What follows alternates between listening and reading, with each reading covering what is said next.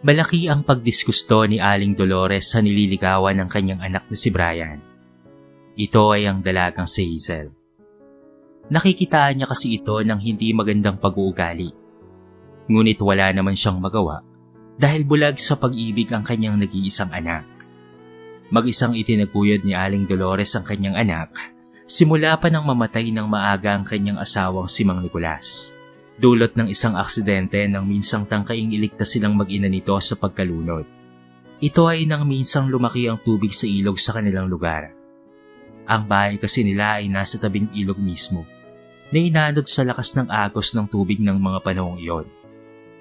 Kaya naman natangay silang mag-iina nang rumaragas ang tubig, dahilan upang suungin ni Mang Nicolas ang ilog upang sila iligtas. Ngunit sa kasamaang palad, ang nag-iisang alaala ng kanyang yumaong asawa. Kaya naman sa tuwing nakikita niyang tila lumilis ng landas ang kanyang anak na si Brian, ay agad niya itong pinapaalalahanan. Dahil dala ng kabataan, sadyang mapupusok pa ang mga ito sa mga bagay-bagay. Nakikinig naman itong si Brian sa kanyang ina, ngunit hindi sa pagkakataong ito na siya ay umiibig na. Nay, mula pagkabata sinusunod ko na po kayo. Pag sinabi niyo pong bawal, hindi ko naman po ginagawa. Pag sinabi niyo pong hindi pwede, ay nire-respeto ko naman po yun. Lahat naman po na inang sabihin niyo ay sumusunod ako. Pero sana naman po, sa pagkakataong ito, ay kung pwede po yung gusto ko naman po ang sundin ko. Mahal ko po si Hazel, Nay. Sana po ay matutunan niyo rin po siyang tanggapin. Lalo pat nobya ko na po siya ngayon.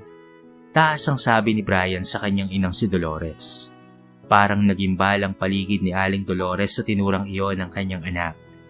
Hindi siya namimili ng babaeng mamahalin ng kanyang anak at wala rin siyang pakialam kung mayaman man ito o mahirap. Ang gusto lamang niya ay disenteng babae, pero ito ay wala kay Hazel. Kilala kasi ito sa kanilang lugar na papalit-palit ng nobyo. Kaya naman ito ang inaayawan ng ina ni Brian sa babae. Nangingilid ang luha sa mga mata ni Aling Dolores sa binitawang salita ng kanyang nag-iisang anak. Pakiramdam niya ng mga sandaling iyon ay hindi na siya pinapakinggan ng kanyang anak. Walang nagawa si Aling Dolores kung hindi ang tanggapin ng nobya ni Brian dahil hindi niya talaga gusto ito. Kailangan niya itong pakisamahan lalo na't unti-unting lumalayo ang loob ni Brian sa kanyang ina at mas pinipili pa nito ang nobya kaysa sa kanya. Kaya para hindi tuluyang masira ang relasyon nilang mag-ina, ay pinakisamahan niya na lamang ang dalaga, kahit ito ay labag sa kanyang kalooban. Tumadalangin na lamang siya na isang araw ay matauhan ng kanyang anak at iwan ito. Ngunit kung minsan ay sadyang hindi umaayon ng ating mga panalangin, dahil minsan nang dalhin ni Brian ang kanyang nobyang si Hazel sa kanilang bahay, ay ganito ang nangyari. Nay, may maganda po kaming balita ni Hazel sa'yo. Masayang bungad ni Brian sa kanyang ina. Ano ba yun, anak? At mukhang masayang-masaya ka ata ngayon. Tanong ni Aling Dolores sa kanyang anak. Tita, sasampa na po ng barko si Brian sa susunod po na linggo. Tugon naman ni Hazel kay Aling Dolores. Totoo ba, anak? Sa wakas ay matutupad na rin ang matagal mong pinapangarap. Naiiyak na saad ng matandang babae. Iginapang kasi ni Aling Dolores ang pag-aaral ni Brian upang makapagtapos lamang sa kursong gusto nito. Pangarap kasi nito simula pagkabata ang maging isang seaman. Kaya kahit alam ni Dolores na mahal ang tuition ng pagiging seaman, ay ginapang niya ito upang matupad ang pangarap ng kanyang pinakamamahal na anak. At ngayon na sa wakas ay makakasampa na ito ng barko, ay doble-doble na ang sayang kanyang nararamdaman. Dahil bukod sa matutupad na nito sa wakas ang matagal na niyang pinapangarap, ay mapapalayo na rin ito sa wakas sa babaeng kinakaayawan niya. Ngunit naputol ang kanyang naglalarong isipan nang magsalita muli si Brian. Nay, may isa pa po kaming ibabalita sa iyo. Wika ni Brian. Kunot ang noong tumingin si Aling Dolores na tila kinakabahan sa bibitawang salita ng kanyang anak. Sinabing iyon ng kanyang anak. Hindi kinaya ng kanyang isipan ang mabilis na desisyon ng kanyang anak na si Brian. Teka muna anak, hindi ba kayo padalos-dalos ng mga desisyon? Bakit parang nagmamadali ata kayo? Hindi makapaniwalang usal ni Aling Dolores. Nay, doon rin naman po mapupunta yon. Isa pa po, Nay, magkakaapo na po kayo. 1 buwan na pong buntis si Hazel. Kahit ang gusto ko po sana ay makikasal po kami bago po ako umakyat ng barko. At siya nga pala, Nay, dito po muna titira si Hazel habang wala po ako, para naman po may kasama rin kayo at ganoon rin po siya. Taas ang sabi ni Brian sa kanyang ina. Wala nang nasabi pang anumang salita si Aling Dolores. Nakita niya kasing buo na ang desisyon ng kanyang anak. Iwan ko muna kayo ha. Medyo sumama kasi ang pakiramdam ko marahil sa sobrang pagkabigla sa mga nangyayari. Wika niya sa dalawa at agad na tinungo ang kanyang silid. Doon nagsimulang umagos ang mga luha na kanina pa pinipigilan ni Dolores na kumuwala sa harapan ng kanyang anak at sa nobya nitong si Hazel. Hindi niya matanggap ang nangyayaring iyon sa kanyang anak. Tila sadyang nabubulagan talaga ito sa babaeng iyon. Gumuho lalo ang pag-asa niyang mapaghiwalay ang dalawa, lalo na't magkakaanak na pala ang mga ito. Masama ang loob ni Dolores, ngunit hindi niya alam kung sino ba ang dapat sisihin sa nangyayaring iyon sa kanyang anak. Iniisip niya kung saan ba siya nagkamali sa pagpapalaki rito. Buong buhay naman niya ay itinoon niya kay Brian para magkaroon nito ng maayos na buhay. Pero sa isang iglap, ay sa isang katulad lamang ni Hazel masasadlak ang kanyang anak. Nagpupupuyos ang damdamin ni Dolores ng mga sandaling iyon, hanggang sa hindi niya namalayan na nakatulog na pala siya dahil sa sama ng loob. Samantalang si Brian at Hazel naman ay naiwan sa may salas at nag-uusap. Han, sigurado ka ba na okay lang sa nanay mo na magkasama kami rito? Pakiramdam ko kasi ay hindi niya ako gusto para sa'yo. Maarting tanong ni Hazel kay Brian. Han, ano ka ba? Mabait si nanay. Ganyan lang talaga siya. Marahil ay pagod lang yon. Saka hindi pwedeng hindi ka dito titira, lalo na't nagdadalang tao ka na. Hindi ako mapapanatag sa barko kung alam kong wala kang kasama sa bahay. Pagtiisan mo na lamang muna si nanay. Pag nakuha mo ang kiliti nun, makikita mo na napakabait nun. Wika ni Brian sa babae. Dumating na nga ang araw ng kasal ni na Brian at Hazel sa West. Simpleng selebrasyon lamang iyon dahil ang gusto lamang ni Hazel ay kasiguraduhan na hindi siya tatakasan ni Brian, na sa tingin naman niya ay hindi talaga dahil patay na patay talaga sa kanya ang pinata. Makalipas ang ilang araw, ay dumating na ang unang pagsampa ni Brian sa barko. Nag-empake na ito sa may salas, habang si Hazel naman ay nasa kanilang kwarto at nagpapahinga. Naabutan siya ng kanyang inang si Dolores sa ganoong kalagayan. "Oh anak, nasan si Hazel? Bakit hindi ka man lamang tinutulungan sa pag-aayos ng mga gamit mo?" Tanong ng matanda sa kanyang anak. "Hayaan niyo na po, Nay. Nagpaalam po siya sa akin na magpapahinga daw po siya. Masama raw po kasi ang pakiramdam niya. Saka kayang-kaya ko naman na po ito. Malapit na po akong matapos Masayang tugon ni Brian sa ina. Bahagyang kumirot naman ang puso ni Aling Dolores nang makita sa ganoong kalagayan ng kanyang anak. Alam niyang may mali pero hindi yun nakikita ng kanyang anak. Sa sobrang sakit na kanyang nararamdaman, ay napayakap na lamang siya kay Brian. "Anak ko, mag-iingat ka sa pupuntahan mo ha. Parang kailan lang ay pangarap mo lang to. Ngayon eto ka na, aalis ka na, at matutupad mo na ang mga pangarap mo." Naiiyak na sabi ni Aling Dolores. "Mahal na mahal kita anak ha." Sabay halik nito sa noo ni Brian. "Nay, kung hindi po dahil sa inyo, ay hindi ko po matutupad ang mga pangarap kong ito. Mahal na mahal ko rin po kayo, Nay. Sorry po ha, dahil nag-asawa po ako bigla. Sana po ay dumating ang araw na tuluyan mo na pong matanggap si Hazel, lalo na't magkakaupo na po kayo. Mahal ko po kayong pareho, Nay. Lagi niyo pong tatandaan yon." Usal ni Brian sa kanyang ina. Dahil sa tinurang iyon ng kanyang anak, kahit papaano ay nabisa ng sakit na nararamdaman ni Aling Dolores. Naisip niyang baka kailangan niya na talagang tanggapin ang pinili nitong babae. Naisip rin niya na baka nagsaselos lang rin siya kay Hazel dahil mas nabibigyan ito ng atensyon ng kanyang anak kaysa sa kanya. Kaya naman ang makasampa na ito ng barko ay pinilit ni Aling Dolores na pakisamahan si Hazel bilang manugang niya. Isang umaga, "O Hazel, saan ang punta mo? Bis na bis ka ata." Usisa ni Aling Dolores. Bahagyang nagulat naman si Hazel sa biglaang pagsasalita ng ina ni Brian. Nakala niya ay tulog pa ng mga sandaling iyon. Bahagyang napaikot ang mga mata nito at bumuntong hininga bago umarap sa kanyang biyanan. Ay nay, gising na po pala kayo. Ang akala ko po ay natutulog pa po kayo eh. Pupunta lang po ako sa center at magpapacheck up. Paliwanag ni Hazel sa matanda. Ganun ba? Bakit hindi ka muna kumain? Nagluto ako ng almusal natin oh. Pag-aaya ni Aling Dolores kay Hazel. Naku, hindi na po nay. Baka po malate na po ako sa check-up ko. Pipila pa po kasi ako eh. Pagtanggi ni Hazel sa matanda. Sige, kung ganun mag-iingat ka ha. Nasambit na lamang ng matanda. Tumango si Hazel bilang pagtugon at sa katuluyan ng umalis. Hay nako, munti ka na ako rin ah. Visit na matandang yon. Napakapakilamera.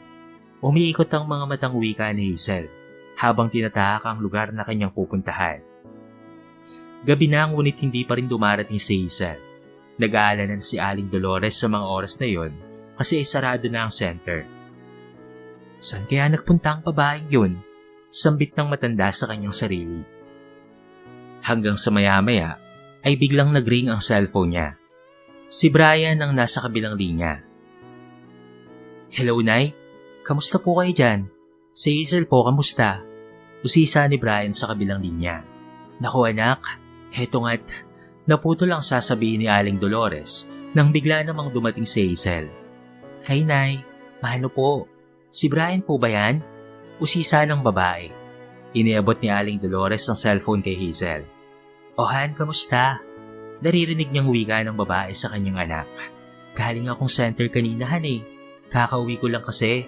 Pumunta pa kasi ako sa bahay nila Dina. Birthday kasi ng mama niya. Ayun, nalibang ako ng onte. Hindi ko na malayan ng oras Han. Sorry talaga Han ha. Pambobola ni Hazel. Naku Han, okay lang yun. Basta't pag-aalis ka, palagi kang mag-iingat ha. Okay, sige na Han. Tapos na ang break time ko. Pakisabi kay nanay na sa susunod ko na lamang siya kakausapin ha. Ingat kayo palagi dyan ha. Yun lang at tuluyan na ngang ibinaba nito ang tawag. Naabutan ni Hazel na nakatingin sa kanya si Aling Dolores. Tingin na may kahulugan. Ngunit wala itong ni isa mang salita na binatawan sa kanya ng mga sandaling iyon.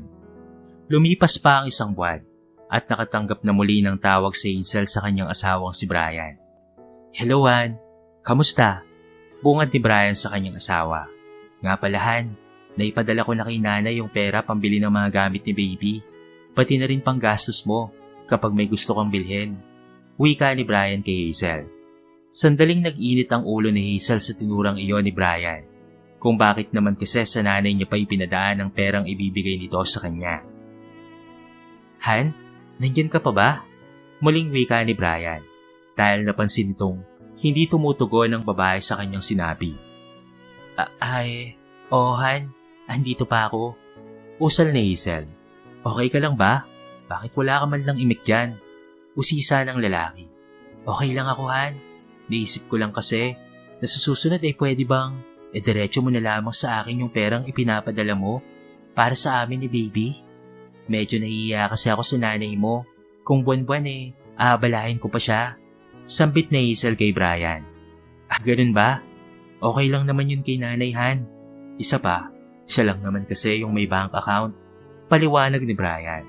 O sige, mag-open na lang ako ng bank account para diretso na sa akin yung pera. Kasi Han, hindi na itinuloy na Hazel ang sasabihin.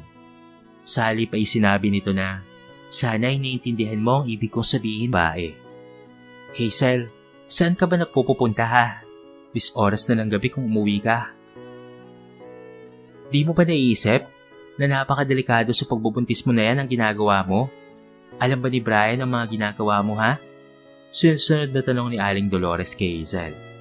Ngunit hindi na lamang umimik ang babae. Sa halip ay payokong lumakad patungo sa kwarto nito at doon ay nag-lock ng pintuan. Kinuha niya ang kanyang cellphone at tinawagan ang kanyang asawang si Brian na noon ay kasalukuyang nagjo-duty. Hello Han, bakit napatawag ka? Nag-aalalang tanong ni Brian sa kabilang linya. Ngunit hikbi lamang ang naririnig ng binata sa mga oras na yon. Han, tatawagan kita mamaya sa break time ko Antayin mo ko. Usal ng nag-aalalang lalaki. Kaya naman agad nang tumawag si Brian kay Hazel nang ito'y makapag-break time. Napag-alaman niyang pinagmamalupitan si Hazel ng kanyang ina na si Dolores, kaya naman sa kanyang pagbaba sa barko ay agad niyang aayusin ang kanilang paglilipat ng bahay para na rin sa ikakatahimik ng dalawang babaeng mahalaga sa kanya. Lingid sa kaalaman ni Aling Dolores na unti-unti na pala siyang sinisiraan ni Hazel sa anak nitong si Brian. Samantala, bago pa man makababa ng barko itong si Brian, ay nauna nang makapanganak si Hazel. Si Aling Dolores ang kasakasama ng babae sa ospital. Sa wakas, Hazel, nakaraos ka na rin. Sana naman ay mas maging mabuting ina ka sa baby mo. Iwasan mo na ang paglalabas-labas ng gabi ha, at pati na rin ang pagbabarkada. Lalo na ngayon na may anak ka na. Dapat ay tutukan ka talaga. Payo ni Aling Dolores sa babae, habang masayang nakatingin sa kanyang natutulog na apo. Hirap lang ang itinugon ni Hazel sa nanay ni Brian. Lingid sa kaalaman ng matandang babae na pagkadating ni Brian ay bubukod na sila ng tirahan. Hindi rin alam ng matanda na sirang-sira na ito sa kanyang ina, lalo pat hindi naman sila nagkakausap. Dahil sa tuwing tatangkain ni Brian na kausapin ito, ay naharang ito ni Hazel at gumagawa ng alibay na kaya siya wala sa bahay ang matanda, o hindi kaya naman ay nagpapahinga lamang ito. Ganoon nga ang nangyari. Pagkababa ng barko nitong si Brian, ay agad nang kumuha ito ng maupahan, hindi kalayuan sa tinitirhan ng kanyang ina. Mas mabuti na rin siguro ito para hindi na lumalim pa ang hidwaan ng kanyang ina at ng kanyang asawang si Hazel. Ayaw niyang dumating ang araw na may mimili siya sa dalawa. Hindi na rin niya kinumpronta ang ina sa ginagawang pagmamalupit nito sa kanyang asawa. Ang importante sa lalaki ay masaya siya dahil sa wakas ay makakasama niyang muli ang kanyang pamilya. Hindi na rin nag-usisa pa si Aling Dolores kung bakit biglaan ang paglipat ng mag-asawa. Gayong okay naman sila ng asawa nitong si Hazel, na kahit na minsan ay napagsasabihan niya ito. Ngunit ni minsan ay hindi naman sila nagkasagutan. Kibit-balikat na lamang ang matanda, at sa isip-isip niya ay okay na rin yung bumukod sila para matuto si Hazel. Nagampanan ng buhay may asawa at may anak. Di naglaon, ay muli nang ang sumampa si Brian sa pangalawang pagkakataon matapos ang 2 buwang bakasyon. Bago siya umalis ay dumaan siya sa bahay ng kanyang inang si Dolores. Nay, mahalo po. Aalis na po ulit ako. Dumaan lang po ako rito para magpaalam sa inyo. Sabay yakap sa kanyang ina. Kung ano man ang nakarating sa kanyang balita mula kay Hazel, ay nakalimutan na iyon ni Brian. Mahal na mahal niya ang kanyang ina kaya hindi siya nito maaaring baliwalain. Samantala, walang kaalam-alam si Dolores sa bagay na iyon. Mag-iingat ka anak ha. Tulad ng palagi kong sinasabi sa'yo, matagal na naman ulit tayo bago magkita. Tawagan mo naman ako anak ha. Pakiusap ni Aling Dolores sa kanyang anak. Hayaan nyo nay, tatawag po ako sa inyo. Nung nasa barko po kasi ako, kapag hinahanap ko po kayo kay Hazel ay lagi daw po kayong wala sa bahay. Kahit hindi po tayo nakakapag-usap. Hayaan nyo po nay, tatawag-tawagan ko po kayo. I love you nay. Wika ni Brian. Napakunot noon na lamang si Aling Dolores sa sinabing iyon ng kanyang anak, na palagi raw siyang wala sa bahay. Samantalang hindi naman siya umaalis sa kanyang bahay, maliban na lamang kapag mamamalengke o di kaya'y magsisimba kapag araw ng linggo. Hindi na lang niya inintindi pa ang sinabing iyon sa kanya ng kanyang anak, lalo pat nagmamadali na itong lumabas ng kanilang bahay. Hindi na nagawang ihatid ni Aling Dolores ang anak sa kahilingan na rin ni Brian. Dahil bukod sa malayo ang airport sa kanilang lugar, ay maiiyak lamang ang lalaki sa kanyang pag-alis. Maging ang misis nitong si Hazel ay hindi na rin niya pinayagang ihatid siya dahil na rin sa baby nila ng babae. Lumipas ang mga araw ay patuloy ang buhay nila. Isang beses, araw iyon ng linggo nang papauwi na sana si Aling Dolores sa kanyang bahay nang masulyapan niya si Hazel na may kausap na lalaki.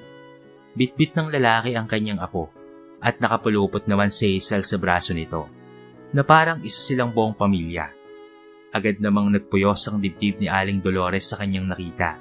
Kaya naman dali-dali siyang umuwi ng kanyang bahay upang doon tawagan at kausapin ang kanyang anak na si Brian. Hello, Nay? Nay, bakit po kayo napatawag? May nangyari po ba? Malumanay pero may pag-aalalang tanong ng lalaki sa kabilang linya. Brian, anak, hindi talaga ako nagkamali sa inala ko sa Hazel na yan. Kanina lang ay nakita ko na may kasamang lalaki. Karga-karga pa ng lalaki ang anak mo. Brian, anak, kailan ka pa magigising sa katotohanan na iniiputan ka sa ulo ng asawa mo? Dire-diretsyong salita ni Aling Dolores. Nay, sandali lang po. Ayun na naman po kayo eh. Tumawag po ba kayo para lamang sabihin sa akin yan? Nasa oras po ako ng trabaho ko oh. Nahitama na po. Huwag niyo na pong siraan sa akin ng asawa ko. May anak na po kami't lahat-lahat. Hanggang ngayon na hindi niyo pa rin siya matanggap. Ibinukod ko na nga po ang mag-ina ko eh. Para naman po hindi niyo na po mapagmalupitan. Wala po kayong narinig sa akin na kahit ano, Nay. Please naman po, tama na. Pakiusap ni Brian sa kanyang ina. Magsasalita pa sana si Aling Dolores, ngunit pinatay na iyon ni Brian. Mukhang may mali sa nalalaman ng kanyang anak. Sana pala ay pinicturan niya ang nakita niyang tagpo kanina ng asawa ng kanyang anak at ng lalaki nito. Dahil sa tingin niya ay hindi siya paniniwalaan ni Brian. Ang tingin nito sa kanya ay sinisiraan lamang ang asawang si Hazel. Ngunit tuluyan nang nawala ng pagkakataong makapagpaliwanag si Aling Dolores dahil binlock na siya ng kanyang anak sa social media. Putol na rin ang pagpadala nito ng pera sa kanya. Lumipas pa ang ilang buwan, ay tuluyan nang walang naging balita si Aling Dolores kay Brian at sa asawa at apo nito. Dahil mula nang huling magkausap sila ng kanyang anak, ay agad nang tumawag si Brian kay Hazel upang alamin ang totoo. Mahigpit namang pinabulaanan ng babae ang ibinibintang ni Aling Dolores at sa halip ay ginawa niya ito ng kwento na nagpunta raw ang matanda sa tinutuluyan nilang bahay at nungutang para may pangsugal at nung wala siyang maipahiram ay galit na galit daw itong umalis dahilan upang siraan siya sa anak nitong si Brian. Dahil bulag sa pagmamahal ng lalaki, kaya naman mas pinaniwalaan niya ang asawa kaysa sa sariling ina. Kaya naman pumayag na rin ang lalaki na lumipat na sila ng ibang tirahan, kung saan ay malayo sa mga mata ni Aling Dolores. Nakailang pabalik-balik nga itong si Brian sa barko, ngunit wala nang balita si Aling Dolores sa kanyang anak at pamilya nito. Tuluyan na kasing lumipat ito ng tinitirhan. May nababalitaan man siya patungkol sa asawa nitong si Hazel na may kinakalantaring iba, ay wala naman siyang magawa. Dahil bukod sa wala na siyang kontak sa kanyang anak, ay hindi naman siya nito paniniwalaan. Namuhay na lamang ng tahimik si Aling Dolores sa kanyang munting bahay, na noon ay masayang kasama niya roon ang pinakamamahal na anak. Ganoon nga siguro ang papel ng isang ina. Kahit gaano mo ingatan at ilayo ang iyong anak sa masama, sila pa rin ang pipili ng kanilang magiging kapalaran. Umiiyak na ipinagpapasa Diyos na lamang ni Aling Dolores ang buhay ng kanyang anak na si Brian. April 19, araw iyon ng Lunes. Nagsiselebrate si Aling Dolores ng kanyang kaarawan sa edad na 60 anyos. May maliit na kandila sa ibabaw ng cupcake na binili niya sa tindahan.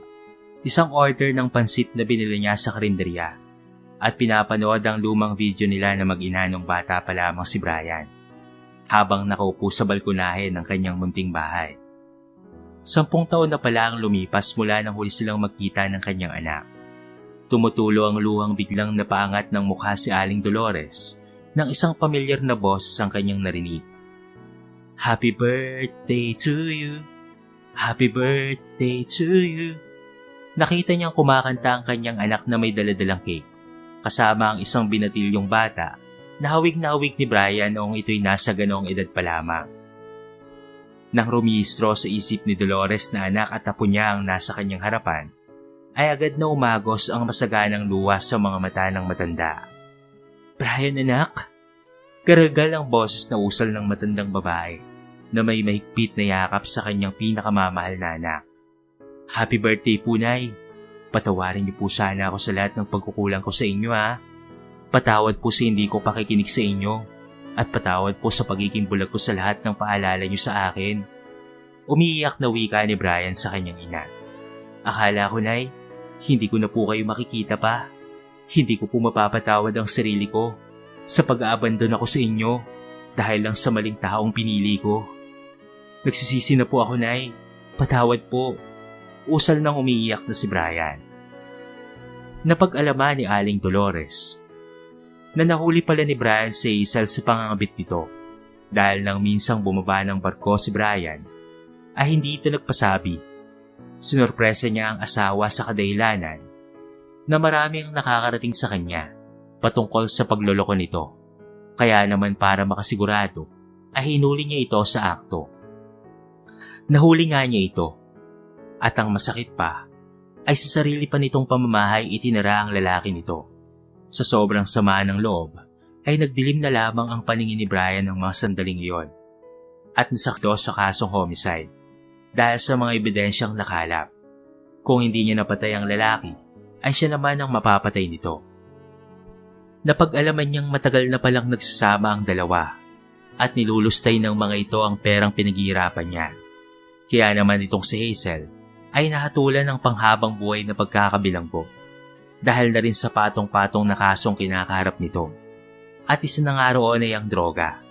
Nang mga panahong iyon ay napakabilis ng pangyayari ni hindi na nagawang makontak ni Brian ang kanyang ina. Kaya naman napunta sa pangangalaga ng DSWD pansamantala ang anak nitong si Nicolas.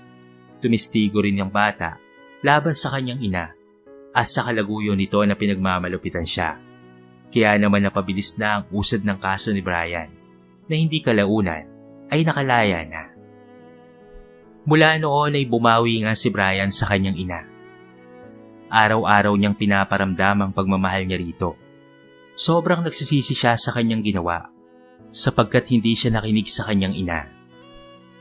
Narealize niya sa kanyang sarili na walang ibang tao na higit na magmamahal sa kanya kung hindi ang nagsilang mismo sa kanya. Kinamit ni Brian ang kanyang ipon para makapagpatayo ng isang maliit na negosyo. Hindi na siya muli pang sumampa ng barko sapagkat ayaw niya nang mawalay sa kanyang ina at pati na rin sa kanyang anak.